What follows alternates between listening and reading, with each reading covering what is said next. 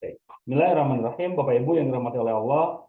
Untuk pertemuan perdana kali ini, kita akan membahas tentang bagaimana menjadi seorang terapis tibun nabawi, khususnya terapis bekam. Sebagai seorang terapis, tentu saja kita dihadapkan pada sebuah dinamika yang mengharuskan kita mengetahui berbagai macam jenis penyakit. Jadi seorang terapis tibun nabawi, khususnya terapis bekam, itu di masyarakat kedudukannya kadang-kadang lebih tinggi dibanding dokter. Kalau dokter kadang-kadang ada dokter spesialis, ada dokter umum. Tapi kalau kita sebagai terapis tibun nabawi, apalagi terapis bekam, hampir semua penyakit harus kita ketahui jawabannya. Hampir semua jenis penyakit harus kita berikan solusinya. Sementara penghargaannya kepada kita sebagai terapis bekam, bagaimana? Sangat minim kan ya. Beda ketika masyarakat bertemu dengan dokter, wah penghargaannya luar biasa. Padahal ketika mereka berobat ke dokter, ya kita sendiri merasakan kalau berobat ke dokter, apa yang mereka berikan? Cuma obat. Tapi ketika mereka berobat kepada kita, selain meminta diterapi, selain minta rekomendasi obat atau herbal gitu ya, kadang-kadang tidak sedikit yang curhat masalah pribadi juga. Tapi setelah curhat, kita dapat apa? Dapat 2M. Makasih Mas, gitu kan ya. Nah, itu yang menjadi dinamika kita. Tapi itulah ujian keikhlasan kita, ujian kesabaran kita. Alhamdulillah. Nah, itulah yang menjadi dinamika kita bahwa kita sebagai seorang terapis tibun nabawi itu memang benar-benar sebetulnya dibutuhkan di tengah-tengah masyarakat. Hanya saja memang keikhlasan kita, kesabaran kita sedang diuji. Karena tidak sedikit yang menghargai kita tidak selayaknya. Tapi sekali lagi, tujuan kita hadir sebagai seorang terapis itu bukan untuk mendapatkan pujian, bukan untuk mendapatkan apresiasi, tapi hanya untuk mendapatkan ridha Allah. Ya. Walaupun memang secara manajemen kita pun perlu, ya, secara manajemen kita pun perlu mengaturnya supaya keberlangsungan kita, kebersinambungan kita dalam melaksanakan terapi itu bisa terus-terusan kita laksanakan secara tepat dan sesuai gitu. Ya. Makanya kita akan bahas pada kesempatan 2 malam ke depan, ya, dari mulai malam ini dan mulai malam besok. Baik, Bapak Ibu yang dirahmati oleh Allah, sebagai seorang terapis tentu saja kita dihadapkan dengan kondisi orang-orang yang sakit. Orang yang datang kepada kita rata-rata ingin mendapatkan kesembuhan. Maka sebagai seorang terapis kita harus bisa mengklasifikasikan penyakit supaya penanganannya tepat. Ketika penanganannya tepat, maka proses penyembuhannya pun akan lebih akurat, gitu ya. Karena syarat kesembuhan itu ada 3, Bapak Ibu ya. Syarat kesembuhan ada 3. Yang pertama, tepat diagnosa. Yang kedua, tepat obat. Kenapa? Karena tepat diagnosa itu bisa menjamin kita atau memberikan jaminan bahwa ke depannya kita bisa memberikan obat yang tepat atau memberikan terapi yang tepat. Contoh, ketika ada orang yang patah tulang, karena kita terapis bekam, maka kita akan rekomendasikan kepada orang yang bisa membetulkan tulang gitu, mereposisi tulang, bukan ditangani oleh kita, karena bekam bukan menjadi solusi terbaik ketika mendapatkan pasien yang patah tulang atau mendapatkan orang yang dengan keluhan patah tulang. Nah, ketika diagnosanya tepat, oh Pak, ini mah patah tulang, silakan Bapak hubungi terapis atau ahli tulang di sekitar kita gitu, bukan mendatangi terapi bekam gitu. Contohnya seperti itu. Makanya kesembuhan itu ada 3. Yang pertama tepat diagnosa, yang kedua tepat obat, yang ketiga diizinkan oleh Allah. Lah, kok diizinkan oleh Allah ditempatkan di posisi ketiga? Sebetulnya bukan ditempatkan di posisi ketiga, tapi diizinkan oleh Allah adalah poin paling utama. Nah, untuk mendapatkan poin paling utama ini, kita harus mendapatkan 2 poin yang menunjang ini. Diagnosanya tepat, obatnya tepat, baru kemungkinan izin Allah akan didapatkan. Tapi kalau diagnosanya sudah salah, pengobatannya kemudian salah, izin Allah untuk kesembuhan apakah akan kita dapatkan? Bisa ya, bisa tidak, tapi kemungkinannya kecil. Ya. Beda kalau kita mendapatkan diagnosa yang tepat, obat yang tepat, maka izin Allah akan sangat besar potensinya kita dapatkan. Ya, jadi sekali lagi, kenapa saya menyebutkan izin Allah itu di tempat yang ketiga, bukan berarti menomortigakan Justru ini adalah poin pentingnya setelah tepat diagnosa, setelah tepat obat. Tapi kalau diagnosa dan obatnya salah, kecil kemungkinan kita mendapatkan izin Allah untuk kesembuhan. Seperti itu. Nah, makanya kita sebagai seorang terapis, dua poin ini bisa mendiagnosa, bisa memberikan solusi, itu bisa mempermudah pasien-pasien kita mendapatkan kesembuhan. Nah, sekarang kita klasifikasikan. Penyakit itu ada apa saja sih? Yang pertama ada penyakit fisik. Ya. Yang pertama itu ada penyakit fisik. Penyakit fisik itu eh, banyak sekali ya, dan tidak sedikit juga yang diakibatkan karena faktor gangguan setan, gangguan jin. Karena inna syaitana yajri minal insani majrad dam. Sesungguhnya setan menyusup dalam diri manusia melalui aliran darah. Jadi tidak sedikit penyakit-penyakit itu diakibatkan karena adanya setan yang menyusup dalam aliran darah. Maka sinergi ruqyah dan bekam itu sangat efektif. Ruqyah untuk melemahkan jin, setan dari golongan jin yang ada di dalam darah kita. Bekam untuk mendetoks. Mudah-mudahan dengan keluarnya darah kotor dari dalam tubuh kita, setan dari golongan jin itu pun ikut terbuang. Walaupun kita tidak bisa memastikan ya, tapi setidaknya dengan ikhtiar itu bisa membuat setan terbuang dari dalam tubuh kita melalui proses pembekaman. Apa saja penyakit fisik? Ya banyak lah. Penyakit jantung, lambung, ginjal, paru, itu kan penyakit fisik semuanya gitu ya. Pokoknya semua masalah pada organ tubuh kita yang membuat tubuh kita tidak nyaman, itu namanya penyakit fisik. Dan yang kedua, ada yang namanya penyakit psikis. Penyakit yang berhubungan dengan psikologi. Dan itu nantinya akan menjadi penyakit psikosomatis. Pernah mendengar ada orang yang sedih terus-terusan, tiba-tiba paru-parunya menjadi sesak, gitu ya, napasnya menjadi sesak, menjadi asma? Ya, itu salah satu contoh penyakit psikosomatis. Karena ketika orang sedih berkepanjangan, itu membuat paru-parunya mengecil, paru-parunya seperti membeku gitu. Maka tidak menutup kemungkinan nantinya akan terkena penyakit asma. Coba saja Bapak atau Ibu rasakan ketika sedang sedih bagaimana? Napasnya sesak kan ya? Gitu kan ya kalau sedang sedih, itu menunjukkan paru-parunya sedang mengecil Pak Bu. Nah, ketika paru-parunya mengecil, otomatis sirkulasi udara, sirkulasi oksigen di dalam paru-paru berkurang. Dan ketika sirkulasi udara di paru-paru berkurang, paru-parunya semakin statis dan dia tidak elastis lagi. Maka bisa membuat apa namanya? Paru-parunya nanti bermasalah dan salah satunya adalah terkena penyakit asma. Jadi jangan dikira penyakit asma itu hanya karena faktor udara saja, hanya karena faktor polusi saja. Kalau kita gali secara psikologis, itu bisa jadi akibat kesedihan yang berkepanjangan. Contoh yang kedua, ini penyakit sejuta umat nih. Penyakit MAH atau naiknya asam lambung. Sebagian besar di antara kita berasumsi bahwa naiknya asam lambung itu akibat kita terlalu sering menahan lapar atau makan tidak teratur. Atau kita sering makan pedas atau makan asam. Itu membuat naiknya asam lambung. Padahal asam lambung berpotensi akan sangat naik itu akibat stres yang berkepanjangan. Ya. Jadi ketika kita stres, apa yang kita rasakan? Asam lambung naik. Semakin sering kita stres, asam lambung akan sering naik. Akhirnya melukai dinding lambung. Maka yang punya penyakit lambung, baik itu MAH, GERD, gastritis, jangan cuma diobati lambungnya saja, tapi obati juga psikologisnya. Cari tahu titik stresnya di mana, potensi stresnya di mana.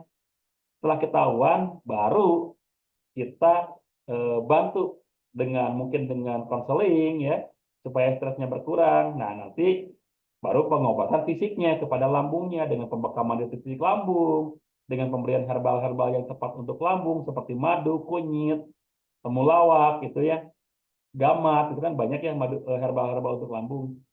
Tapi itu adalah langkah terakhir, langkah pertamanya. Coba kita gali, ada nggak potensi stres di dalam dirinya? Kalau ada potensi stres, nah itu yang kita perbaiki dulu. Baru setelah itu insya Allah akan mempermudah orang tersebut mendapatkan kesembuhan dari penyakit lambungnya. Nah itu dua contoh penyakit psikosomatis yang seperti itu ya. Paru-paru akibat sedih yang berkepanjangan, asam lambung naik akibat stres yang berkepanjangan, belum lagi yang lainnya. Insya Allah nanti kita akan jelaskan. Dan yang ketiga, penyakit akibat gangguan jin. Itu ada beberapa ya, ada jin golim, ada sihir, dan ada ain. Nanti insya Allah kita akan bahas ini di pemaparan tentang ruqyah. Kalau sekarang kita akan bahas dulu tentang bekam. Ya. Nah, sekarang untuk bisa mengetahui gitu ya, untuk bisa mengetahui apa namanya cara kita eh, untuk bisa mengetahui jenis-jenis penyakit yang dirasakan, tentu saja kita harus bisa mendiagnosa. Nah, sekarang kita akan share tentang bagaimana mendiagnosa, gitu ya, bagaimana cara mendiagnosa penyakit seseorang. Oke,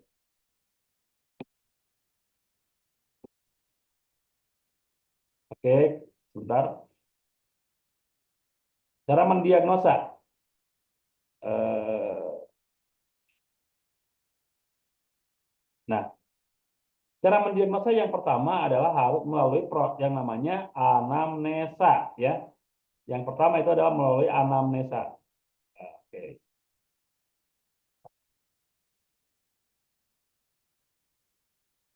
Kenapa seorang terapis bekam seperti kita atau terapis timbun nabawi seperti kita harus bisa mendiagnosa?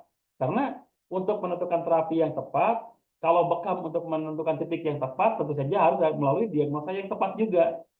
Contoh, tadi ada orang yang masalah pada lambungnya, sementara naiknya asam lambung juga bisa mengakibatkan migrain, bisa mengakibatkan vertigo, bisa mengakibatkan berat di bagian kepala belakang, contohnya gitu ya. Karena kita tidak memahami diagnosa, langsung saja kita bekam di area kepala atau di area leher. Sementara lambungnya tidak kita sembuhkan atau tidak kita sentuh sama sekali. Kira-kira proses penyembuhannya akan bagaimana? Kecil kemungkinan akan mendapatkan kesembuhan. Tapi ketika diagnosanya tepat, oh ini sakit kepalanya karena lambungnya yang bermasalah. Walaupun kepalanya tidak kita sentuh, ya, tidak kita lakukan proses pembekaman di kepalanya, tapi ketika kita bekam di titik lambungnya, sentuh titik lambungnya, perbaiki lambungnya, insya Allah sakit kepalanya pun akan berkurang. Beda dengan tadi ya, saya migrain. Karena kita cuma tahu pembekaman di titik yang sakit saja, langsung saja dibekam kepalanya. Asam lambungnya dibiarkan naik, asam lambungnya dibiarkan saja gitu. Ya, walaupun akan mendapatkan sensasi rasa nyaman untuk masalah di kepalanya, tapi sumber penyakitnya tidak teratasi gitu. Nah, makanya kita perlu melakukan diagnosa yang tepat. Nah, diagnosa yang tepat itu yang pertama adalah dengan melakukan anamnesa ya. Yang pertama itu melakukan anamnesa. Anamnesa itu apa? Anamnesa itu wawancara. Ini poin penting karena kita tidak mungkin bisa mengetahui penyakit seseorang kalau kita tidak tanya-tanya dulu. Maka kita harus tanyakan, harus kita wawancara dulu, baru kita akan mengetahui penyakitnya. Nah, apa saja yang standar yang kita tanyakan pada pasien kita untuk bisa mengetahui penyakitnya? Yang pertama, tanyakan identitasnya. Itu mencakup usia, karena usia itu mempengaruhi kondisi tubuh seseorang. Tidak bisa dipungkiri, semakin tua usia seseorang, organ tubuh akan semakin mudah terkena penyakit. Jadi kalau kita menanyakan kepada pasien kita itu, pertama tanyakan identitasnya. Yaitu tadi mencakup usia ya. Kemudian tanyakan keluhan utamanya. Nanti di identitas juga tanyakan tempat tinggal.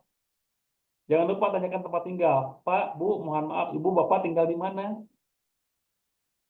Kalau kita tahu kondisi tempat tinggalnya, kita pun bisa memprediksi potensi penyakit yang bisa dialami oleh orang tersebut. Contoh, saya tinggal di Bandung Barat. Di Bandung Barat ini, apalagi daerah saya namanya Kecamatan Gunung Halu, itu daerah pegunungan, daerah apa namanya perbukitan, di mana masyarakatnya lebih cenderung melakukan aktivitasnya untuk bertani, ya, aktivitasnya pertanian, ada yang ke sawah, ke kebun, ke ladang, gitu ya. Maka penyakit orang-orang yang ada di pegunungan itu rata-rata apa? Rematik, asam urat, ya. Kenapa kan bisa seperti itu? Karena sering terkena udara dingin, mengakibatkan terjadinya stagnansi darah, pembekuan darah. Maka sangat mungkin terkena rematik. Asam urat, kenapa? Karena yang dimakan kebanyakan lalap-lalapan, gitu kan. sayuran-sayuran yang memang tidak dimasak secara sempurna, yang dimakan mentah, cuma saja. Itu ciri khas masyarakat pegunungan. Maka potensi penyakitnya apa? Potensi penyakitnya adalah rematik, asam urat, gitu. Tapi ketika kita bertanya kepada pasien kita, Pak, Bu, Ibu tinggal di mana? Misalkan, saya tinggalnya mungkin di daerah pantai gitu ya. Kalau orang di daerah pantai, itu lebih cenderung potensi penyakitnya adalah hipertensi. Kenapa? Yang dimakan serba asin, ya. Cuacanya panas. Jadi bisa mengakibatkan detak jantung lebih kencang, suhu tubuh lebih panas, apalagi makan makanan asin itu berpotensi meningkatkan tekanan darah. Maka orang-orang yang tinggal di area pantai itu rata-rata gitu ya, tidak keseluruhan, tapi tidak bisa digeneralisir. Rata-rata mengalami penyakit hipertensi. Ya. Atau kita tanya lagi, Pak, Bu, tinggalnya di mana? Kalau saya tinggalnya di kota, gitu. Ingat, kalau yang tinggal di perkotaan, rata-rata yang terkena itu penyakit apa? Lambung. Karena tadi tingkat stresnya tinggi, pola makannya tidak teratur kalau yang tinggal di perkotaan. Apalagi yang kesibukannya luar biasa padat gitu ya. Pagi-pagi sarapan kadang-kadang tidak sempat. Makan siang baru jam istirahat kerja saja, istirahat kantor misalkan. Pulang ke rumah baru bisa ketemu dengan makan lagi nanti malam gitu. Otomatis setelah makan langsung tidur, lambungnya masih mencerna, langsung kita bawa tidur, ya otomatis akan terganggu sistem pencernaannya. Itu yang terjadi di masyarakat perkotaan. Nah, kenapa pada saat anamnesa kita tanyakan identitas untuk menentukan itu, ya, untuk menentukan potensi penyakit. Oh, kalau orang yang tinggal di perkotaan kemungkinan besar yang pertama lambungnya yang kena, yang kedua penyakit degeneratif, kolesterolnya, gulanya, yang sangat mungkin gitu ya, sangat mungkin terkena kolesterol dan diabetes. Kenapa? Karena yang di perkotaan itu kebanyakan makanannya junk food, makanannya fast food yang cepat saji gitu. Tidak seperti masyarakat di pedesaan yang masak sendiri, mengolah sendiri, bahkan mungkin dari ladang sendiri, dari sawah sendiri gitu ya. Kalau masyarakat di perkotaan, rata-rata mereka beli, apalagi yang masih single-single ya, yang masih jomblo gitu. Para pekerja yang masih sendiri, daripada dia masak mendingan beli saja karena akan lebih hemat kan ya.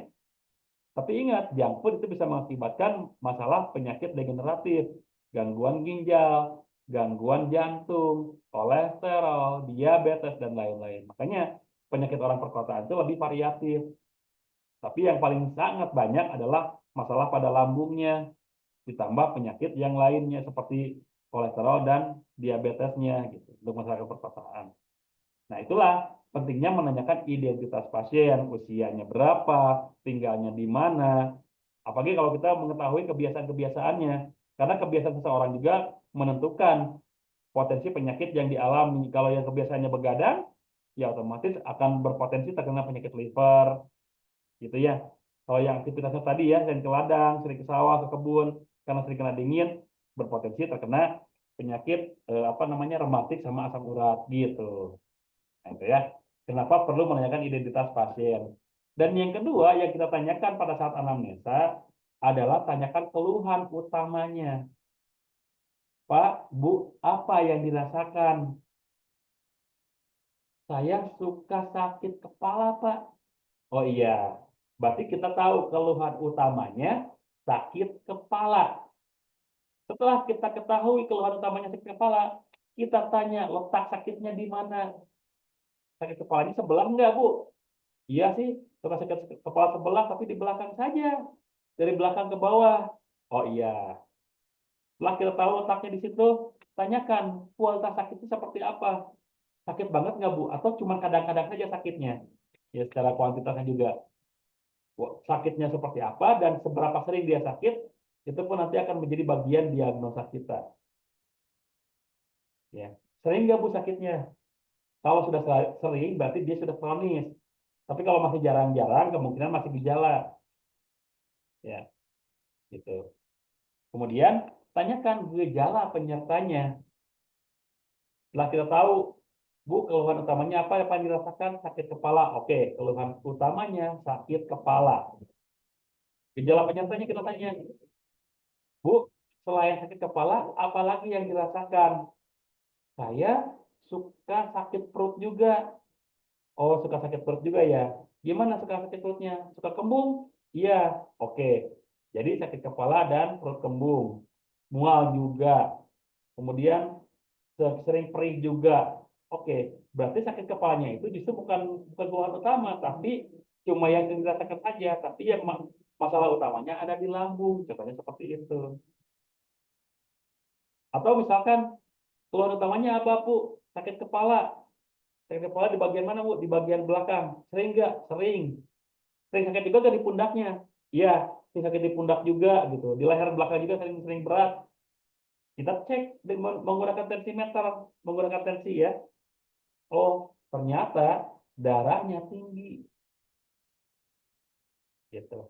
Nah, itulah pentingnya kita menanyakan keluhan utamanya sama gejala penyerta untuk membuat akurasi dari diagnosa kita lebih tepat gitu. Contohnya tadi sakit kepala bagian belakang ditambah dengan sering sakit di bagian pundak, berat di bagian pundak dan leher belakang, kemungkinan dia mengalami masalah pada tekanan darahnya. Ya. Yang kedua, yang berikutnya tanyakan riwayat penyakit yang dialami juga. Apakah dia sedang mengkonsumsi obat atau tidak gitu. Nah, kalau riwayat penyakit, semakin dia mudah terkena penyakit, pasti ada masalah pada imunitas. Maka nanti kita pengobatannya adalah memperbaiki imunitasnya terlebih dahulu. Dan hati-hati bagi orang yang mengalami masalah pada imunitas, sudah lama mengalami penyakit tapi tidak kunjung sembuh, kita perlu curiga dia punya masalah di masalah penyakit yang memang mengganggu imunitasnya, salah satunya penyakit HIV. Perlu kita hati-hati. Bukan berarti memvonis ya. Kalau cuma sakit flu saja, tapi sampai bertahun-tahun tidak sembuh, kita perlu curiga imunitasnya sudah sangat menurun. Sangat mungkin dia terkena penyakit HIV. Sangat mungkin, tapi bukan bukan pasti ya. Sangat mungkin dia terkena penyakit HIV. Kalau sampai hanya karena flu saja bertahun-tahun tidak sembuh, atau hanya karena sakit kepala saja dia sampai bertahun-tahun tidak sembuh, itu perlu kita curigai. Kenapa kita perlu curigai? Sebagai bentuk kehati-hatian kita gitu ya. Sebagai bentuk kehati-hatian kita supaya kita tidak terkena penyakit menular seperti itu. Kan apalagi bekam menggunakan kop yang terkena darah kan, supaya kopnya bisa kita benar-benar sterilisasi secara sempurna. Ya. Jadi kalau ada orang yang sakitnya sakit yang sebetulnya ringan, tapi tidak sembuh dalam waktu yang lama, itu kita perlu curigai ada masalah pada imunitasnya. Dan penyakit imunitas yang paling menakutkan adalah HIV atau AIDS. Tapi ya jangan langsung bilang, wah Bu jangan-jangan Ibu kena HIV, jangan langsung bilang gitu. Perlu kita gali terlebih dahulu gitu. Tapi sebagai bentuk kehati-hatian, kalau sudah menemukan kondisi seperti itu, kita perlu waspada dengan kop yang kita gunakan, dengan perlindungan yang kita pakai juga untuk membekamnya gitu ya. Nah, ini anamnesa yang kita lakukan. Nah, sekarang supaya anamnesa kita tepat, kita pun perlu mengenal koneksi organ. Contohnya tadi, ketika orang sering punya keluhan di mulut, mulutnya, mohon maaf ya, napasnya bau, sering sariawan, sering sakit gigi, pokoknya mulutnya sering bermasalah saja. Itu sangat mungkin ada masalah pada lambungnya. Ya, ketika lambung bermasalah, maka kita akan mengalami masalah juga seperti sariawan dan bau mulut. Ini terbuktikan ketika kita saum ya, ketika pencernaan kita atau lambung kita sedang kosong, kita bau mulut. Atau ketika lambung kita mengalami peradangan, mengalami panas, kita pun bau mulut dan sering ada sariawan juga pecah-pecah. Jadi ketika kita mendapati pasien yang mulutnya bermasalah, kita fokus pengobatan pada lambungnya. Kalau ada yang masalah pada hidungnya, sering sesak nafas, kena sinusitis, tidak lancar dalam bernafas, misalkan gitu ya, maka Yang perlu kita perhatikan adalah paru-parunya. Kenapa? Karena hidung itu sangat berhubungan dengan paru-paru sebagai sistem dari pernapasan. Ya, sistem pernapasan kita kan dimulai dari hidung, trakea, paru-paru dan selanjutnya gitu ya. Jadi ketika hidungnya bermasalah, maka kita perbaiki dulu paru-parunya. Jangan langsung kita langsung misalkan langsung gurah gitu ya. Karena ini sering mampet hidungnya kita gurah. Tidak langsung seperti itu karena proses gurah juga kalau tidak tepat bisa mengakibatkan peradangan nantinya pada sistem pernafasan. Tapi kita coba perbaiki dulu paru-parunya. Siapa tahu memang paru-parunya yang tidak elastis sehingga sistem pernapasannya tidak lancar, yang harusnya dikeluarkan oleh hidung itu tidak keluar. Akhirnya membuat sistem pernapasannya terganggu gitu. Yang berikutnya, ketika mata kita bermasalah, matanya merah, matanya agak kuning, penglihatannya kabur, itu sangat mungkin ada masalah pada liver. Ya, ketika liver kita atau hati kita mengalami masalah, biasanya pandangan kita pun terganggu. Kan di liver juga ada pankreas ya. Liver sama pankreas itu kan saling berdampingan. Ketika pankreasnya juga kena akibat gula darah yang tidak terkontrol, pandangan pun kabur. Liver kita sering capek karena sering begadang, pandangan kita pun bermasalah. Maka ketika kita mendapati pasien dengan mata yang bermasalah, matanya sering belekan, matanya merah, matanya agak kuning, pandangannya kabur, cek livernya, bisa jadi di situ proses penyebab utamanya. Berikutnya, telinga. Sering kan ya mendapati pasien yang telinga berdengung, kotoran telinganya banyak sekali gitu. Maka itu perlu kita perbaiki apa? Ginjalnya. Karena afinitas telinga itu dengan ginjal, koneksi telinga itu dengan ginjal. Ketika ginjalnya bermasalah, biasanya telinganya pun bermasalah. Ketika telinga berdengung, pengobatan yang paling tepat di awal adalah memperbanyak minum. Minum air putih ya. Jadi ketika telinga berdengung, itu bukan berarti kita ada yang ngomongin, bukan berarti ada setan, gitu ya, bukan berarti ada jin yang masuk, bukan. Tapi bisa jadi ginjal kita sedang mengalami peradangan, panas, overheat, kurang cairan, maka dengan kita minum biasanya membantu mengurangi dengung yang ada di telinga kita. Ya. Jadi ketika telinganya sering berdengung, kotoran telinganya sering banyak, maka perbaiki ginjalnya dengan memperbanyak minum.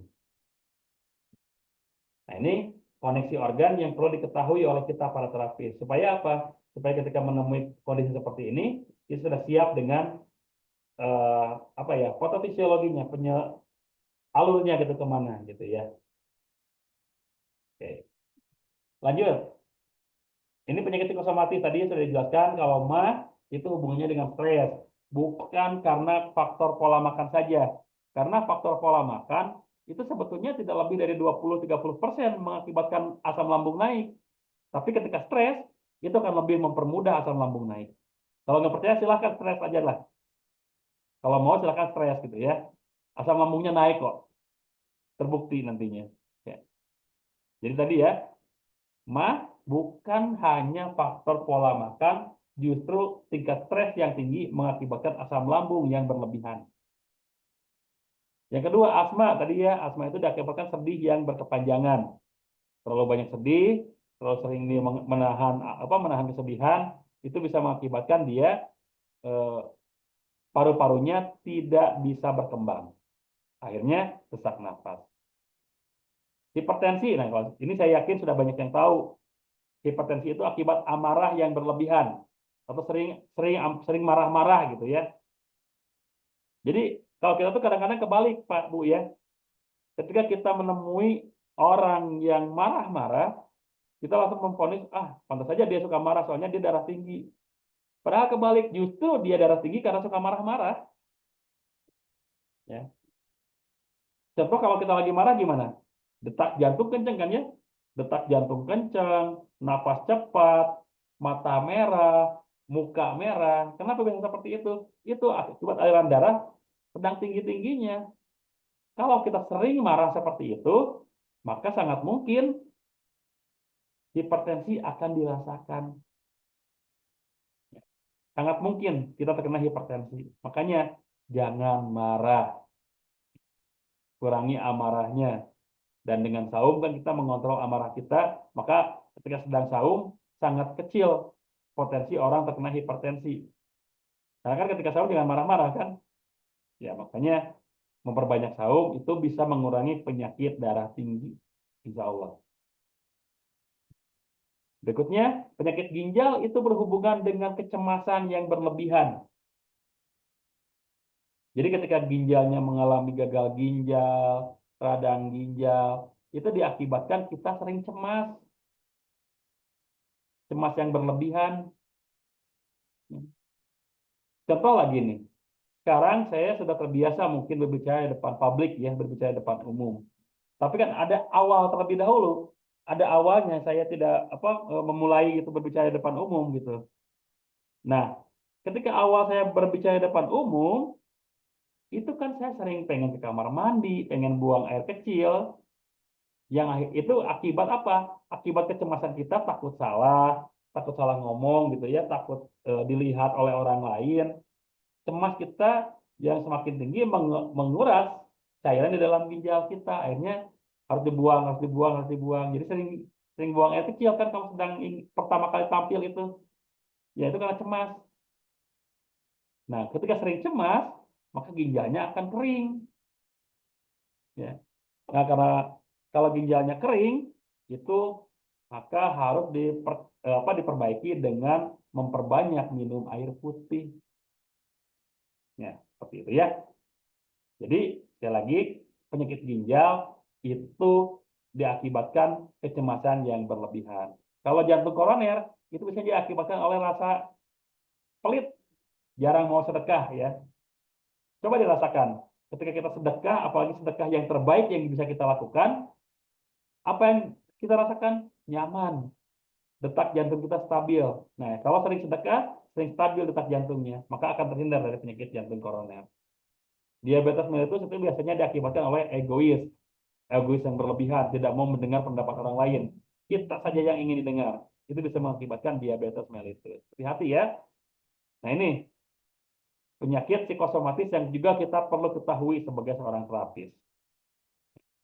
Sebagai seorang terapis kita perlu mengetahui ini supaya apa? Supaya ketika nanti menemukan pasien-pasien dengan kondisi seperti ini, kita sudah tahu arahnya kemana nantinya. Termasuk konselingnya. Ketika kita punya ketika menemukan pasien yang punya kita bantu mengatur menurunkan tingkat stresnya. Ketika menemukan pasien dengan keluhan penyakit asma, kita bantu supaya dia tidak sedih yang berkepanjangan. Ketika menemukan pasien yang hipertensi, kita juga bantu redam amarahnya. Mudah-mudahan dengan seperti itu, tanpa kita sentuh pun pasien-pasien kita itu sudah mendapatkan proses menuju arah kesembuhan. Ya, itu. Nah, dalam anamnesa tadi ya, ini. Nah, setelah itu, dalam anamnesa juga kita kan menanyakan keluhan utama. Ya, di dalam anamnesa kita kan menanyakan keluhan utama. Nah, ketika kita menanyakan keluhan utama, kadang-kadang pasien itu menunjukkan memang yang dirasakan sakitnya di mana. Gitu. Nah, sebagai seorang terapis, kita perlu mengetahui organ tubuh supaya kita bisa tepat dalam menentukan kesimpulannya nanti.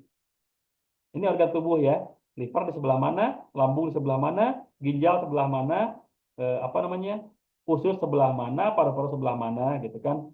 Ini organ tubuh kita. Ya, oke. Setelah mengetahui ini, maka ketika ada pasien yang kita tanyakan, Pak, sakitnya di mana? Di sini. Oh, bagian perut tengah. Kalau kita lihat tadi dari gambar organ tubuh, bagian perut tengah atas itu apa ya?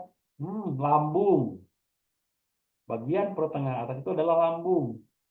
Maka ketika kita mengetahui bahwa yang mungkin itu terjadi di lambungnya, kita tanyakan gejala penyertanya. Ya, Pak, apakah disertai dengan mual? Iya. Apa disertai juga dengan perih juga, kembung juga, migrain juga, sakit kepala juga, sesak napas juga? Iya, kemungkinan itu masalah pada lambungnya. Bapak suka makan makanan yang pedas? Bapak suka makanan-makanan yang asam? Iya, oke, itu sangat mungkin itu akibat penyakit pada lambungnya. Nah, kalau ke arah kanan, sedikit dari lambung ke kanan, kalau kita lihat tadi ya, oh itu masalahnya pada liver. Kita tanyakan, Pak, Bapak sering begadang? Iya, oke. Kita lihat matanya juga. Ternyata betul, matanya agak kuning, berarti sangat mungkin itu ada masalah pada liver. Ya. Berikutnya, ini agak ke bawah. Dari arah kanan itu, kalau ini tadi di atas ya, sekarang ke bawah mendekati selangkangan. Kalau dari anatomi tubuh tadi, organ tubuh tadi, bahwa di bagian itu adalah usus buntu. Maka kita langsung bisa menanyakan gejala penyertanya, Pak, Bapak kalau di kakinya ditekuk ke atas, kaki kanannya ditekuk ke atas, sakit nggak? Iya sih suka sakit. Oke, berarti itu usus buntunya agak bermasalah. Bapak suka makanan pedas? Iya, oke. Sudah sangat mungkin tuh sudah mengarah ke usus buntu tuh ternyata. Bapak kurang olahraga dan kurang minum juga ya? Iya, oke. Berarti hampir bisa dipastikan betul yang bersangkutan terkena usus buntu, radang usus buntu. Sekarang dari bagian tengah bawah, bagian tengah bawah itu biasanya dialami oleh perempuan rata-rata ya, walaupun laki-laki pun suka ada, tapi rata-rata ini perempuan karena di bagian situ adalah berhubungan dengan rahim. Kalau kita eh, kalau oleh perempuan lagi tapi ya, kalau terapisnya perempuan ketika memegang daerah situ terasa seperti ada benjolan yang keras benjolannya, itu kemungkinan dia mengalami miom. Tapi kalau pas dipegang benjolannya seperti ini, seperti apa cairan isinya, itu kemungkinan dia kista. Tapi dua-duanya ada masalah pada lambung. Maka nanti masalah pada rahim. Nah, maka nanti pemakamannya adalah perbaikan rahimnya, perbaikan sistem reproduksinya. Ya. Nah, sekarang di sini di kiri kanan pinggang. Kalau menurut anatomi tadi, di kiri kanan pinggang sejajar dengan siku itu adalah ginjal. Maka kita tanyakan, Pak, bagaimana minumnya? Iya sih, saya sering kurang minum. Oke, berarti ginjalnya sedang mengalami peradangan. Bapak sering sering berdengung nggak telinganya? Iya, saya sering berdengung telinganya. Hampir fix ginjalnya yang bermasalah. Ya. Kemudian ternyata ini mah bagian tengah sejajar dengan pusar nih di area pusar sakitnya. Kalau melihat dari anatomi tadi, anatomi organ tubuh di bagian tengah ini adalah usus. Maka kita tanyakan, mohon maaf Pak, Bapak diare enggak? Enggak sih kalau diare, justru saya susah buang air besar. Sama, berarti ada masalah pada ususnya. Ya. Coba lihat juga telapak tangannya agak kehitaman enggak? Kalau telapak tangannya agak kehitaman, fix. Berarti ada toksin yang menumpuk di usus yang tidak terkeluarkan secara sempurna, tidak terdetoksifikasi secara sempurna. Nah ini contoh kita melakukan anamnesa ketika kita mengetahui organ-organ tubuh mana yang sakit, kita sudah hampir bisa menyimpulkan. Ya. Untuk nanti penjelasannya, ya ini nanti ada di modul ya. Ini nanti ada di modul penjelasannya ya. Nanti bisa dibaca saja di modul. Karena kalau dijelaskan satu persatu tadi kan sudah dijelaskan secara garis besar ya. Nanti untuk pendalaman bisa dibaca di modul. Oke. Sekarang kita lanjut ke diagnosa telapak tangan. Kenapa kita juga perlu melakukan diagnosa telapak tangan sebagai seorang terapis? Karena eh, telapak tangan itu menunjukkan kesehatan organ tubuh kita. Dan ini terbukti secara empiris ya. Dan juga bisa dibuktikan secara klinis juga gitu. Jadi sudah turun-temurun ini diketahui dan klinis juga atau hasil penelitian juga membuktikan itu gitu. Makanya perlu kita mengetahui telapak tangan dan diagnosa telapak tangan itu adalah diagnosa paling sederhana Bapak Ibu. Tidak perlu menggunakan alat, kita cukup mengamati telapak tangannya saja. Mengamati telapak tangannya. Dari telapak tangan ini kita bisa menyimpulkan nantinya keluhan si pasien kita itu apa. Tapi hati-hati Karena tidak sedikit juga ya, tidak tidak yang menyimpulkan ketika kita membaca telapak tangan disangkut pautkan dengan kemampuan spiritual. Seolah-olah kita bisa membaca garis tangan, seolah-olah kita bisa meramal garis tangan. Padahal bukan itu. Kita melihat telapak tangan itu adalah melihat indikasi-indikasi yang ada pada telapak tangan kita. Ada nggak organ yang bermasalah gitu. Nah, cara mendiagnosa telapak tangan seperti apa? Yang pertama, berdasarkan warnanya. Coba cek telapak tangan masing-masing. Cek saja gitu. Cek saja telapak tangan masing-masing. Lihat warnanya. Warnanya apakah putih atau pucat? Kalau warna telapak tangan kita pucat, maka kemungkinan kita anemia, kekurangan darah. Kemungkinan kita kekurangan darah. Kalau warna telapak tangan kita agak kuning, tapi bukan karena marut kunyit gitu ya, bukan ya, tapi emang agak warnanya agak kuning saja, maka kemungkinan dia memiliki masalah pada liver atau empedu. Jadi kalau dilihat warna tangannya agak kekuningan nih, sangat mungkin dia punya masalah pada livernya. Kalau warna tangannya merah terang, ya, warna tangannya itu merah, maka merah itu berhubungan dengan darah dan berhubungan dengan suhu tubuh. Maka kemungkinan ketika warna tangannya berwarna merah, pertama bisa saja hipertensi atau terjadi peradangan atau panas dalam. Ketika telapak tangannya berwarna merah, kemungkinan ada hipertensi, ya, tekanan darah tinggi, ada juga masalah peradangan. Ya, kita melihat tangannya merah, telapak tangannya. Atau telapak tangannya berwarna hijau atau biru, ada kebiruan atau kehijauan. Itu biasanya sirkulasi darah buruk di dalam tubuh kita dan ada masalah pada paru-paru atau ginjal. Banyak garis-garis biru gitu ya, garis-garis yang berwarna hijau kayak urat gitu. Itu juga mengindikasikan bahwa ada masalah pada paru-paru atau ginjal dan juga sirkulasi di dalam tubuh kita, sirkulasi darah, sirkulasi oksigen itu tidak berlangsung maksimal, bahkan cenderung buruk. Kemudian ketika warna telapak tangan kita pekat kehitaman atau coklat gitu ya, kemungkinan besar itu terjadi darah statis yang berat dan terjadi kondisi-kondisi kronis atau terjadi toksin yang terlalu banyak. Darahnya berat karena terlalu banyak toksin, dan kalau ada penyakit itu sudah mengarah ke arah kronis, cenderung lebih parah penyakitnya dibanding yang kondisi telapak tangannya tidak berwarna pekat. Jadi kalau kita lihat dari warnanya, warna telapak tangan, ketika kita melihat warna telapak tangan saja, kita hampir bisa memastikan nih, oh ada gangguan pada organ tubuh yang mana nih, oh ada kecenderungan penyakit apa nih, hanya dari melihat warna telapak tangan loh. Jadi wajar ketika ada orang yang kita lihat telapak tangannya, kemudian kita sebutkan keluhan penyakitnya dan tepat, akhirnya kita divonis bahwa bisa membaca telapak tangan gitu, berhubungan dengan perdukunan, padahal bukan itu kan, kita sesuai dengan penelitian, sesuai dengan pengetahuan empiris juga gitu. Ya. Nah ini dari warnanya. Ada juga kita melihat telapak tangan itu dari suhunya, dari kelembapannya. Kita pernah bersalaman dengan orang lain, ternyata begitu kita bersalaman, tangannya panas dan juga berkeringat. Nah, itu apa? Kita bahas di sini. Ketika suhunya dingin, ya, ketika kita salaman dengan seseorang gitu ya, ternyata suhunya itu dingin. Maka kemungkinan besar sirkulasi di dalam darahnya buruk, ya, sirkulasi di dalam tubuh kita, baik itu sirkulasi darah, sirkulasi oksigen, metabolismenya itu tidak berlangsung maksimal.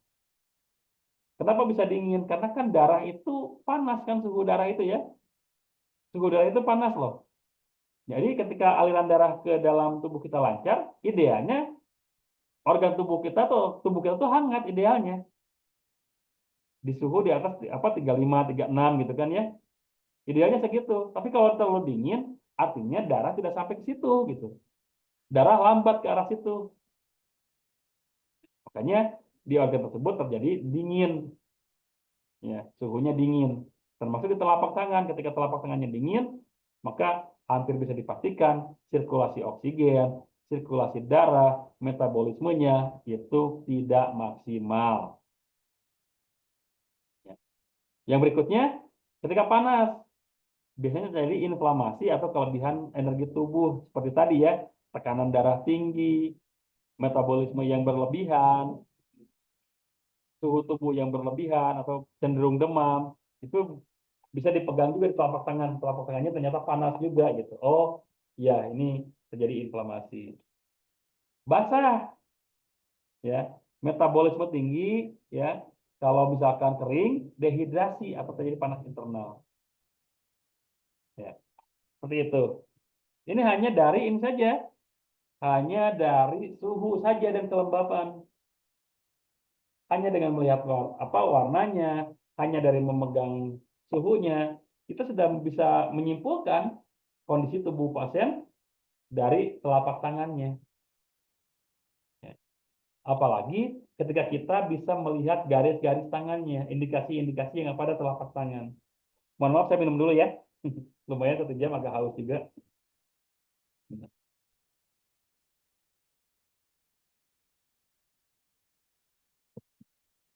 Sekarang kita lihat indikasi-indikasi lain pada telapak tangan. Yang pertama, coba lihat telapak tangannya. Ada nggak garis biru atau hijau memanjang ke arah ujung jari? Coba ke arah ujung jari. Yang mana saja? Jari yang mana saja ya? Kalau yang digambar kan jari tengah, tapi kalau di kenyataannya boleh jari yang mana saja. Coba lihat, ada nggak yang memanjang garis biru atau hijau atau agak ungu gitu ya, yang seperti urat memanjang dari bawah menuju ke ujung jari. Kalau ada, maka mulai saat ini perbaiki pola pikirnya karena itu adalah indikasi stres yang tinggi. Semakin tinggi stresnya, semakin kelihatan biasanya. Ya. Semakin tinggi stresnya, itu akan semakin kelihatan garisnya. Baik itu warna biru ataupun warna hijau gitu ya. Jadi semakin stresnya tinggi, semakin kelihatan. Ya. Ada di antara ibu-ibu atau bapak-bapak ada ya? Kalau ada, silakan mulai sekarang perbaiki pola pikirnya, perbanyak zikirnya, eh, turunkan tingkat stresnya. Yang berikutnya, coba lihat di pangkal ibu jari. Di pangkal ibu jari ada nggak yang kelihatan seperti urat gitu ya, berwarna biru, berwarna hijau, berwarna ungu. Kalau ada, mulai sekarang perbaiki paru-parunya. Karena warna biru atau hijau atau ungu pada pangkal ibu jari, itulah indikasi paru-paru kita bermasalah. Kurangi kesedihannya, jangan sampai kita membiarkan paru-paru kita mengecil. Ya. Kurangi merokoknya juga, karena sudah jelas rokok itu merusak paru-paru gitu. Nah, tadi ya, kalau ada warna biru, warna ungu, warna hijau di sepanjang pangkal ibu jari, itu indikasi bahwa paru-parunya bermasalah. Ya.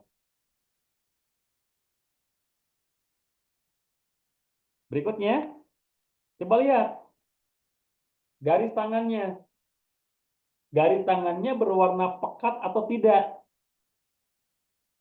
Mungkin berwarna coklat, berwarna hitam, pokoknya lebih pekat dibanding seluruh eh, permukaan telapak tangannya. Si garis tangannya ini ya atau ruas jarinya itu warnanya pekat bahkan kehitaman. Coba kalau itu dilihat ada, maka mulai saat ini perbaiki dengan detoksifikasi ya. Karena itu adalah indikasi toksin terlalu banyak di dalam tubuh kita. Ya. Toksin terlalu banyak di dalam tubuh kita, terutama di usus. Maka ketika sudah terlalu banyak garis tangan yang berwarna pekat, kehitaman atau ruas jarinya juga berwarna pekat atau kehitaman, mulai detoksifikasi dengan memperbanyak buah-buahan atau sayuran yang sifatnya pencahar. pepaya, semangka, melon itu diperbanyak supaya apa? Supaya toksin dalam usus terbuang. Nah, kalau sudah terbuang, biasanya yang tadinya agak berwarna pekat nih si apa garis tangannya itu akan memudar pekatnya. Nanti akan kembali warnanya seperti normal. Ya, coba dilihat ada nggak gitu. Kalau ada, mulai perbaiki pola makannya, perbaiki detoksifikasinya, lancarkan sirkulasi sistem sekresinya juga. Berikutnya, coba lihat pangkal jari. Pangkal jarinya gemuk nggak? Ya, ini pangkal jari di sini ya. Ini sepanjang jari kan, ini pangkal jari semuanya. Gemuk nggak? Tapi bukan berarti tubuhnya yang besar gitu ya. Tapi tubuh kita normal. Tapi di sini gemuk, pangkal jarinya gemuk. Kalau itu ada, biasanya ada masalah pada ginjal. Ginjalnya panas, ya, kurang cairan, overheat lah kalau dalam bahasa ini ya. Itu biasanya ada masalah pada ginjal dan diindikasikan dengan gemuk di pangkal jari. Ya, pangkal jarinya gemuk. Ditambah biasanya ada kantong mata. Ditambah ada kantong mata. Itu biasanya ada masalah juga pada ginjalnya. Nah, kantong mata di sini kan ya. Nah, kantong matanya di sini tuh gemuk gitu. Nah, itu biasanya ada masalah pada ginjal. Berikutnya, coba lihat telapak tangannya lagi. Banyak gak bercak-bercak putih seperti awan-awan gitu di telapak tangannya. Kalau ada bercak-bercak putih seperti awan di telapak tangannya, itu adalah indikasi angin berlebihan di dalam tubuh kita. Ya, angin yang berlebihan di dalam tubuh kita, terutama di mana? Di lambung. Apalagi kalau kita sudah naik motor gitu ya, kan kita pasti kena angin ya. Kalau kita habis naik motor, kita lihat telapak tangan, biasanya sangat banyak tuh bercak-bercak putih. Karena indikasi angin di dalam tubuh kita terlalu banyak. Akhirnya mengganggu sirkulasi darah di dalam tubuh kita yang terlihat dari banyaknya bercak-bercak putih pada telapak tangan kita. Nah, ada kan ya? Kira-kira ada di tangan Bapak Ibu yang seperti ini? Ya, kalau ada, berarti mulai saat ini perbaiki dengan apa? Dengan mengkonsumsi herbal-herbal hangat, makanan-makanan yang hangat, minuman-minuman yang hangat. Untuk apa? Untuk membuang si apa namanya si angin di dalam tubuhnya. Ya, itu beberapa indikasi di dalam tubuh kita. Dan ada indikasi-indikasi lain ya. Kalau ini eh, nanti bisa dilihat juga di modul semuanya, gitu ya. Semuanya bisa dilihat di modul penjelasannya supaya lebih jelas lagi. Dan nanti juga kita akan membuka forum tanya jawab supaya lebih maksimal lagi ya itunya apa eh, cara kita berkomunikasinya gitu ya. Ini adalah indikasi pada telapak tangan. Ini contoh garis atau urat biru pada telapak tangan menunjukkan tingkat stres. Ini contohnya seperti ini. Ya. Jadi tidak harus dari sini saja, tapi dari bawah juga bisa. Yang penting mengarah ke atas. Itu menunjukkan tingkat stres. Yang ini bercak-bercak putih seperti awan. Contohnya ini. Jadi banyak bercak-bercak putih seperti itu menunjukkan angin, angin yang berlebihan. Berikutnya, ini garis tangannya berwarna pekat. Ya, garis tangannya berwarna pekat. Itu menunjukkan toksin di dalam tubuhnya, terutama pada ususnya itu berlebihan. Ya. Kemudian contoh yang berikutnya, nih, urat biru atau urat hijau atau ungu yang memanjang di pangkal ibu jari. Itu masalah pada paru-paru. Ya. Berikutnya, nih, telapak tangan dan ujung jari kemerahan. Itu menunjukkan hipertensi atau kolesterol juga bisa. Ya. Coba lihat telapak tangannya udah warnanya merah, suhunya pas begitu kita pegang panas, wah kemungkinan besar hipertensi. Berikutnya, pangkal ibu jari gemuk. Pangkal ibu jari gemuk adalah indikasi adanya masalah pada ginjal akibat panas atau akibat dehidrasi, kurang cairan. Makanya tadi saya minum dulu supaya tidak kurang cairan ya. Itu pangkal ibu jarinya berwarna gemuk. Berikutnya, telapak tangan berwarna pucat. Ini dari warna ya. Itu menyebutkan bisa diakibatkan adanya hipotensi dan anemia, kekurangan darah atau tensi darahnya rendah. Kemudian ujung jari atau telunjuk bengkok atau meruncing, itu masalah pada usus. Ini ujung jari telunjuk ya, ada yang bengkok, tapi bengkoknya bukan ke depan gini ya, tapi ke pinggir. Ada bengkok ke pinggir. Itu adalah masalah pada ususnya. Kalau bengkoknya ke depan seperti ini, mohon maaf ya. Nah, bengkoknya ke depan seperti ini biasanya menunjukkan adanya asam urat di sini. Karena kalau normal itu kan lurus ya, lurus. Tapi kalau yang punya asam urat biasanya agak sedikit bengkok seperti ini. Nah, seperti ini. Ya, kalau asam urat seperti itu. Nah, kalau ini bengkoknya ke pinggir. Bisa ke pinggir atau bahkan meruncing. Kalau tidak bengkok yang meruncing. Itu masalah pada usus. Berikutnya, contoh yang kedua, ujung jari tengah yang bengkok atau meruncing nih. Ujung jari tengahnya bengkok atau meruncing. Itu biasanya ada masalah pada jantung. Jadi ketika kita mendapatkan pasien yang dipegang telapak tangannya panas, berkeringat, ditambah ujung jari tengahnya meruncing atau bahkan bengkok, kemungkinan besar dia ada masalah pada jantung. Ya. Setelah itu, ujung jari manisnya sama, ini juga bengkok atau meruncing.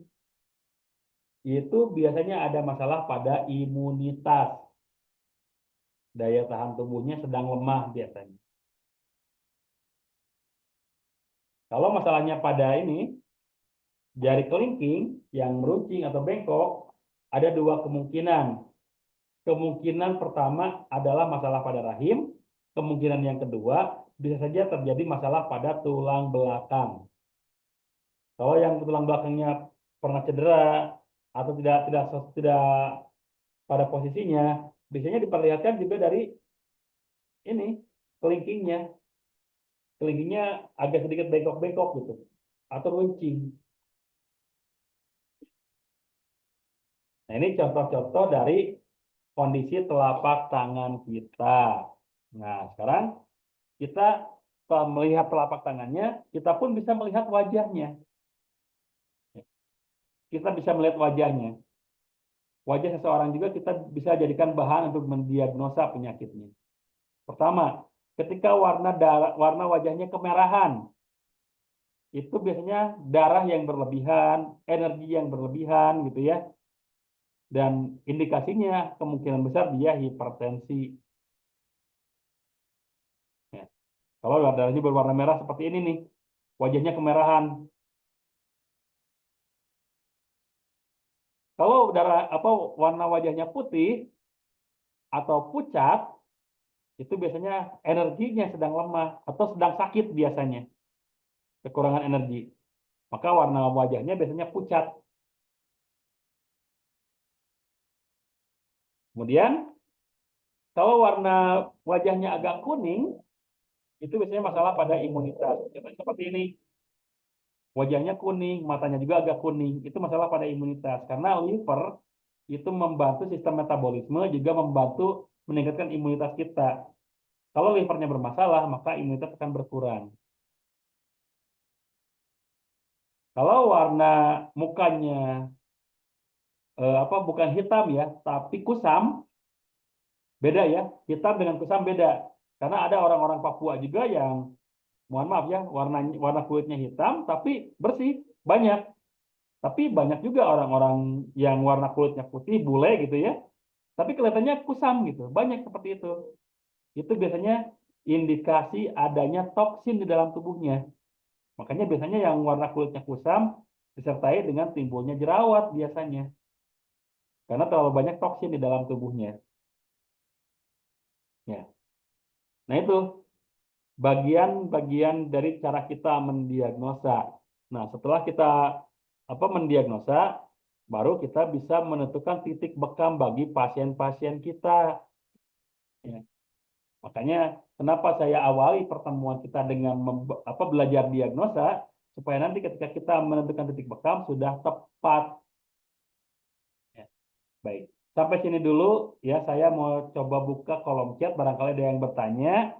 Kalau tidak ada yang bertanya, saya akan lanjutkan. Tapi kalau ada yang bertanya di kolom chat, silakan tulis dulu supaya nanti kita bisa jawab ya.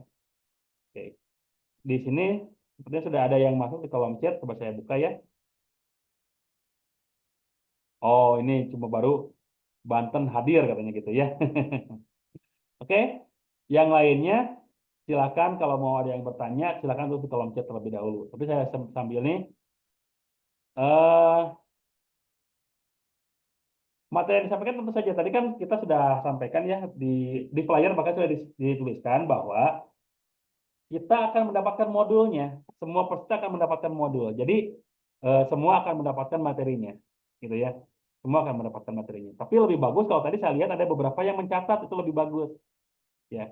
Itu lebih bagus. Tapi kalaupun tidak mencatat, sebagai bahan review, rekamannya juga nanti akan kita bagikan, modulnya juga kita akan bagikan.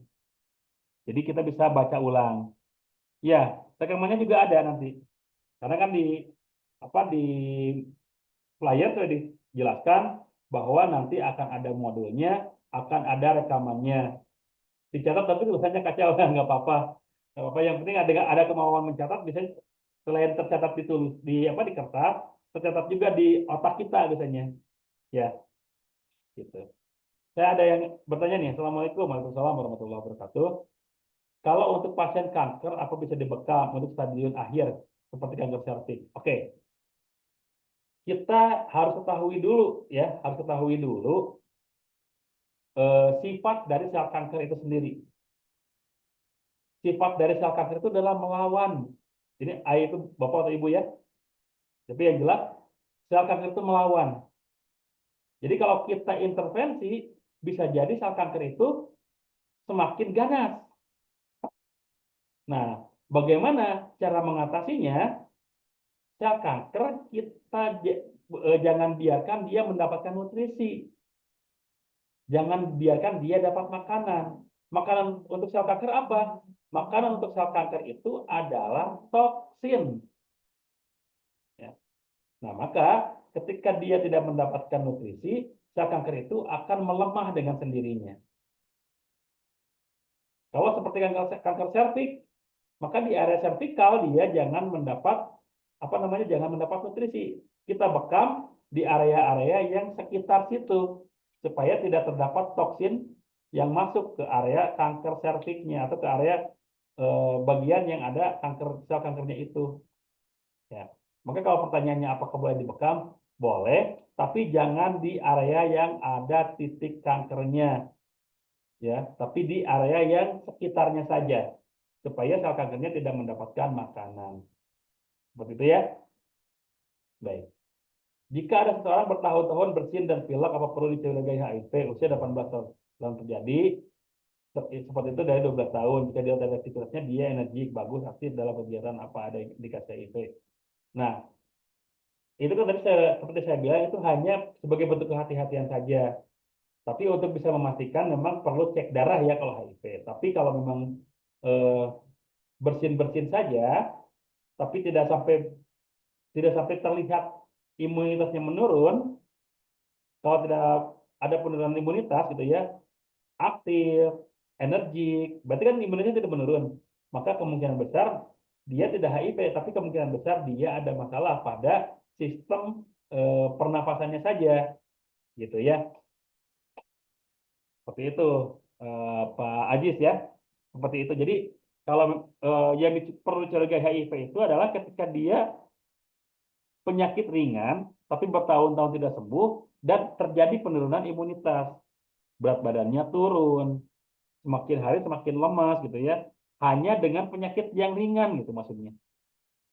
Hanya dengan pilek, hanya dengan flu, tapi tidak sembuh-sembuh, bahkan cenderung menurun imunitasnya, maka itu perlu kita curigai. Tapi kalau seperti ini, kemungkinan besar dia bukan HIV, tapi ada penyakit yang berhubungan dengan sistem pernapasannya. Begitu Pak ya.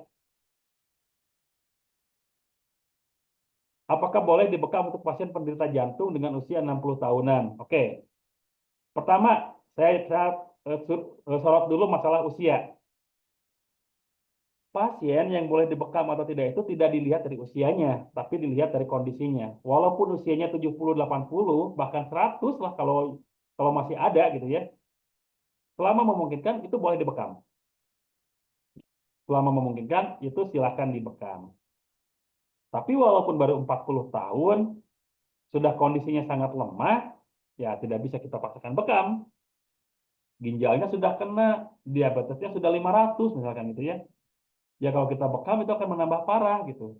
Walaupun usianya baru 40.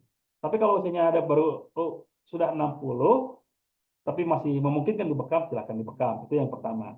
Yang kedua, penderita jantung. Kalau jantung koroner dibekam itu sangat bagus.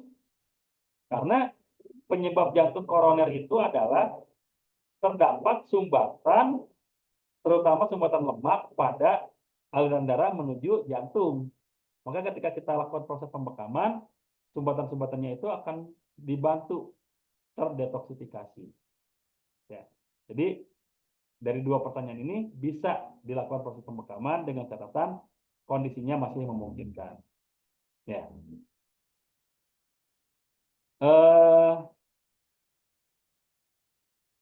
Asam urat bagian mana yang dibekam, Pak Mindra Alfat ya? Asam urat bagian mana yang dibekam? Nah, kita harus tahu dulu penyebab asam urat itu apa. Pertama, penyebab asam urat itu adalah kadar purin yang berlebihan di dalam tubuh yang tidak bisa dihancurkan oleh ginjal, akhirnya tidak keluar melalui sistem urinasi, tidak keluar melalui sistem buang air kecil.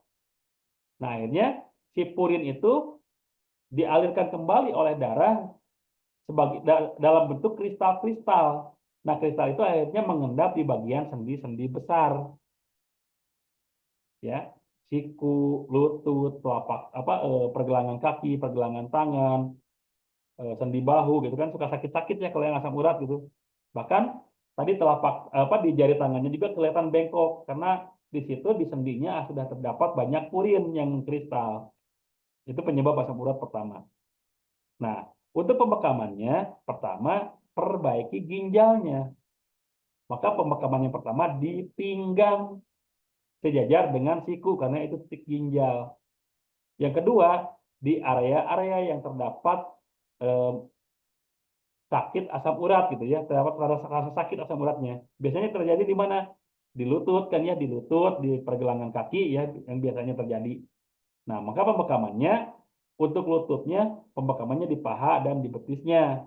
Untuk yang di pergelangan kaki boleh di dhahril qadam di bagian punggung telapak kaki. Insya Allah besok kita akan bahas. Ya. Jadi seperti itu ya. Jadi asam urat itu pertama perbaikan ginjalnya, yang kedua pembekaman di area-area yang berdekatan dengan sendi besar. Karena kan kalau sendi itu tidak boleh dibekam ya. Maka yang berdekatan dengan sendi besar supaya apa? Supaya kadar purinnya bisa terbantu terdetoksifikasi. Gitu ya. Saya Mei, Kotas Kayu, izin bertanya bagaimana cara menentukan titik bekam yang belum jelas penyebabnya. Gunakan saja titik bekam sunnah, Bu. Ya, Bu Mei. Gunakan saja titik bekam sunnah. Banyak titik bekam sunnah yang bisa kita gunakan. Kenapa? Karena dengan pembekaman titik bekam sunnah, satu titik saja bisa menyentuh lebih dari 10 organ tubuh. Ya. Bahkan menurut satu hadis, satu titik bekam bisa menyembuhkan 72 jenis penyakit. Nah, makanya kalau memang belum jelas penyebabnya, tapi memang memungkinkan untuk dibekam, maka pembekamannya gunakan titik bekam sunnah. Ya, gitu. Untuk diagnosa tangan tadi, apakah sudah mencukupi sebelum melakukan tindakan terapi, atau ada tambahan diagnosa lain seperti diagnosa lidah, atau kelas materi tentang khusus itu?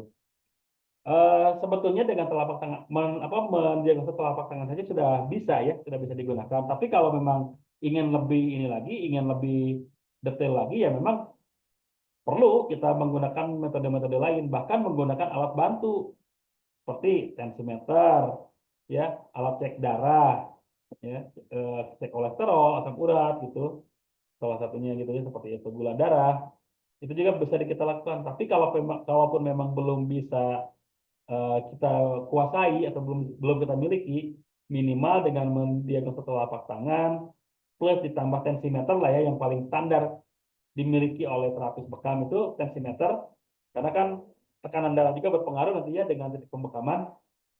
Nah, itu juga sudah bisa Pak, ya sudah bisa. Tapi kalau misalkan untuk kelas yang lain, diagnosa lidah dan yang lainnya, insya Allah nanti kita akan, kalau memungkinkan waktunya kita bahas ya. Kalau mungkin waktunya kita bahas, insya Allah. Ya, tapi kembali ke pertanyaannya, dengan diagnosa telapak tangan apakah sudah bisa? Insya Allah sudah sangat bisa, karena selain sudah terbukti secara empiris, klinis juga sudah bisa memberikan apa namanya, memberikan rekomendasinya gitu. Dengan telapak tangan pun sudah bisa. Apalagi untuk terapis-terapis TCM ya, traditional Chinese medicine itu menggunakan itu gitu. Jadi bisa, insya Allah bisa. Ya. Oke, maksimal pada usia bisa dibekam hingga usia berapa? Ayah saya usia 88 tahun masih bisa dibekam, nggak apa-apa. Tadi ya, kalau memang masih memungkinkan, jangankan cuma 88, saya pernah membekam kakek-kakek usia 100 tahun. Ya, walaupun apa ya, tidak bisa dibuktikan secara pasti 100 tahun atau tidak, karena memang tidak tercatat gitu ya, tidak tercatat di kartu tanda penduduk, dan kalaupun tercatat itu masih, ketika ditanya kapan dia lahir masih banyak mengira-ngira. Tapi kalau melihat kondisi tubuhnya memang sudah mendekati angka seperti itu, angka 1 tahun. Tapi waktu itu saya melakukan bekam massal ya, baksos, di salah satu masjid di satu desa gitu ya. Si bapak ini berjalan sekitar 500 meter ke masjidnya itu. Ingat, dengan usia yang bisa dibilang hampir 100 tahun masih bisa berjalan ke arah masjid yang jaraknya 500 meter, berarti kan masih kuat. Maka saya waktu itu bekam, ya. Waktu itu saya bekam. Jadi tidak masalah kalau usianya sudah 88 tahun juga gitu. Selama kondisinya masih memungkinkan gitu ya. Makanya tadi yang menentukan usia boleh dibekam atau tidak itu bukan angkanya, tapi kondisinya. Ya. Bagaimana menjelaskan hubungannya titik bekam dengan penyakit yang diderita? Nah, ini kita akan bahas besok ya. Kita akan bahas besok karena besok kita akan bahas anatomi titik bekam. Jadi ketika titik bekam di mana, hubungan penyakit yang diderita itu apa kira-kira? Contoh, ketika ada orang yang menderita penyakit lambung, kenapa titik bekamnya di situ gitu? Ketika ada orang punya penyakit hipertensi, kenapa kok titik bekamnya di alkatifain sama alkahil? Kalau yang hipertensi, kenapa di al-akdain? Contohnya seperti itu. Insya Allah besok kita akan bahas ya. Jadi besok gabung lagi, jangan sampai terlambat. Ya. Apakah ada tanda-tanda dari tubuh yang menunjukkan potensi HIV sebagai antisipasi adanya kelainan mengidap HIV? Tadi ya, Pak Rahmat ya, untuk orang yang terkena HIV itu, biasanya dia kondisi tubuhnya semakin hari semakin menurun, walaupun hanya dengan penyakit yang ringan. Itu yang paling sangat memungkinkan. Yang paling sangat memungkinkan. Tapi kalau misalkan untuk ciri-ciri lain memang tidak signifikan ya. Walaupun ada yang mengatakan adanya bercak-bercak merah di dalam tubuhnya gitu ya. Tapi itu tidak bisa dipastikan secara detail, tidak bisa dipastikan secara pasti. Yang jelas eh, apa namanya? Nanti kalau misalkan melihat pasien atau kondisi seseorang yang hanya dengan penyakit yang ringan saja, dia tidak sembuh-sembuh, bahkan terus bertambah parah, yang menunjukkan imunitasnya lemah, itu bisa dicurigai, ya bisa dicurigai bahwa orang tersebut menderita penyakit HIV. Tapi dia nggak pernah nakal gitu ya, nggak pernah jajan sembarangan lah contohnya, nggak pernah nakal. Ya untuk saat sekarang ini Pak, Bu ya, penderita HIV itu tidak hanya kena kepada mereka yang dalam tanda kutip nakal gitu. Contohnya anak-anaknya kan yang menjadi apa, yang menjadi korban akhirnya ketika ibunya atau ayahnya penderita HIV, anaknya juga kena. Atau tidak sedikit yang juga karena faktor lain, jarum suntik, bahkan alat bekam, ya, itu juga bisa menunjukkan bisa menjadi proses penularan HIV. Makanya kita perlu hati-hati dalam sterilisasi. Dan insya Allah kita akan bahas sterilisasi besok. Ya, oke. Apakah orang diabetes boleh dibekam? Nah, ini juga akan kita bahas besok ya, karena kita besok kan lebih fokus ke bekam. Tadi di awal di awal fokus ke diagnosa, tapi tidak apa-apa kita jawab singkat-singkat saja kita jawab untuk masalah bekam ya, karena tujuannya juga kita adalah titik bekam. Eh, Diabetes itu kan penderita diabetes itu apa namanya, massa jenis darahnya berat karena kandungan gula di dalam tubuhnya terlalu berlebihan. Ya. Massa jenis darahnya berat. Jadi ketika dibekam itu kita harus hati-hati, jangan membekam di area yang jauh dari jantung seperti tangan dan kaki. Walaupun tangan dan kaki itu eh, walaupun tangan dan kaki itu suka agak kebas, suka agak kesemutan bagi penderita diabetes. Tapi justru kebas dan kesemutannya itu karena aliran darah ke area tersebut kurang, ya. Karena massa jenis darahnya berat, sehingga ke daerah-daerah yang jauh dari jantung seperti tangan dan kaki itu lambat aliran darahnya. Bahkan mohon maaf, kalau laki-laki mohon maaf ya, ke Mr. P-nya itu juga lambat. Maka penderita diabetes itu kadang-kadang tidak bisa ereksi, terkena impotensi ya kalau terkena diabetes itu. Mohon maaf ya. Nah, makanya pembekamannya hanya boleh di area yang jauh yang dekat dari jantung dan dekat dengan pankreas untuk memperbaiki sirkulasi darah ke bagian yang lainnya. Jadi jangan di area yang jauh dari jantungnya. Gitu Pak ya. Jadi kalau misalkan boleh atau tidaknya dibekam, boleh selama angkanya tidak terlalu tinggi. Kalau sudah angka 500 memang agak riskan.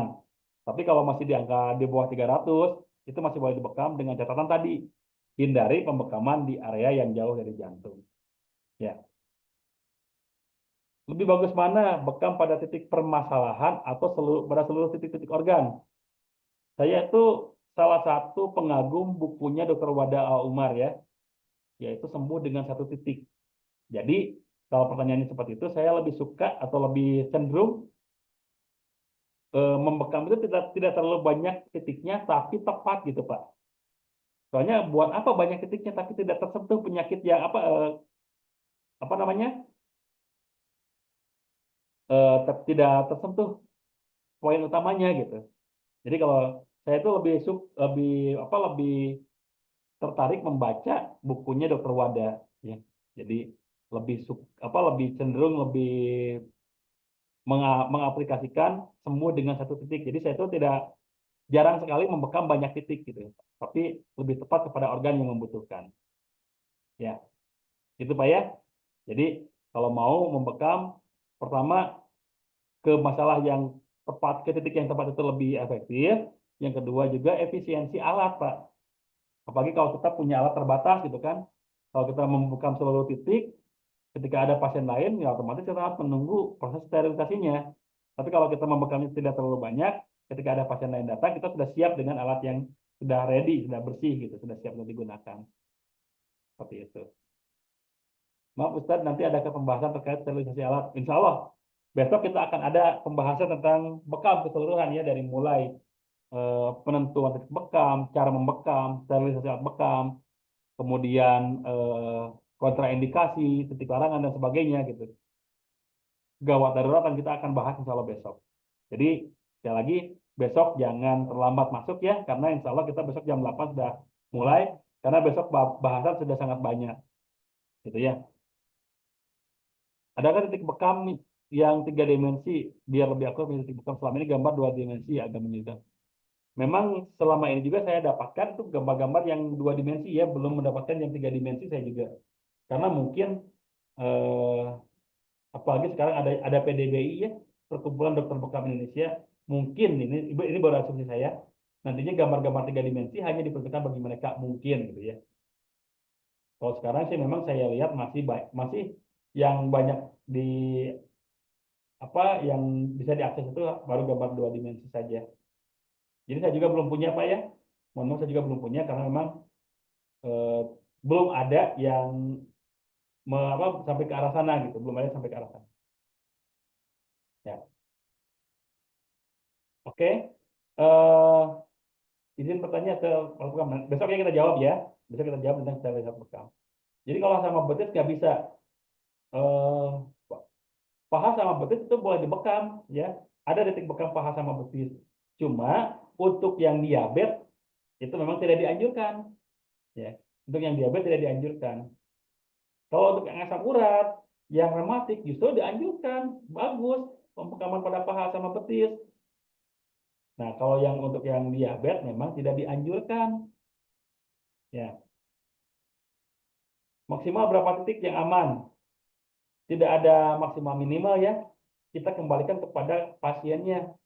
Kalau pasiennya kondisinya fit, sudah terbiasa dibekam, banyak banyak titik pun tidak masalah, ya. Banyak titik pun tidak masalah. Tapi kalau misalkan orangnya baru dibekam gitu ya, kondisinya tidak fit, ya sekitar 5 sampai 7 titik saja cukup sepertinya. Karena kalau terlalu banyak buat orang yang baru dibekam, tubuhnya belum adaptasi. Khawatirnya nanti malah drop gitu. Apalagi dia baru dibekam. Setelah dibekam dia drop, bukannya malah ketagihan dibekam, tapi malah kapok dibekam gitu. Ya, jadi saya sarankan sih untuk yang baru-baru mungkin 5 sampai 7 titik saja. Tapi kalau yang sudah rutin berbekam dan kondisinya fit-fit saja, berbekam itu hanya untuk menjaga kesehatan, tidak ada keluhan penyakit, ya mau sampai banyak pun tidak masalah gitu. Karena saya pernah melihat gitu ya, saya pernah melihat ada salah satu rekan yang membekam pasiennya itu sampai banyak gitu. Di punggung sampai kalau lebih ada 15 titik. Di pahanya ada 4 titik ya, kiri kanan dua-dua, di betisnya ada dua-dua. Ya. Jadi ada sampai 20 titik lah kalau saya lihat. Pas saya tanya, kenapa banyak-banyak banget nih titik bekamnya? Dia sih bilang, dia kalau dibekam tiap dibekam itu seperti ini. Oh, udah rutin, rutin. Ya udah kalau udah terbiasa seperti itu. Karena kalau udah terbiasa, tubuhnya sudah bisa adaptasi dan nanti ketika proses recovery-nya pun tidak terlalu kaget gitu. Aman insya Allah.